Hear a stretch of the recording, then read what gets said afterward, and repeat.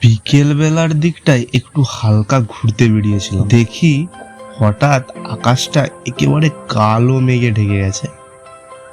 ভাবলাম বৃষ্টি আসবেই, কিন্তু আশ্চর্যের ব্যাপার এটাই, চাষিরা ঠিক মাঠে কাজ করছে, মাথার উপর যে কালো হয়ে মেঘ তাদের কোনো পরোয়াই নেই।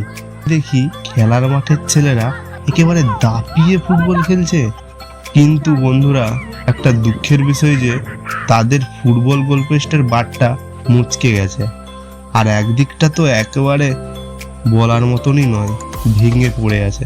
কিন্তু তাদের খেলা থেমে নেই, মেঘ আসুক বা ঝড়, কাজ আর খেলা চলতেই থাকে।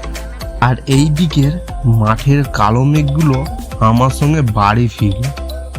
ঘরে ঢুকতেই ঝমঝম করে শুরু হলো বৃষ্টি, কিন্তু শান্ত নিস্তব্ধ, যেন দিনের উপহার দিয়ে গেল আমাকে। বৃষ্টি যদি উপহার দিতে পারে, তোমরা সাবস্ক্রাইব আর লাইক করে আমাকে উপহার দিয়ে যাও প্লিজ।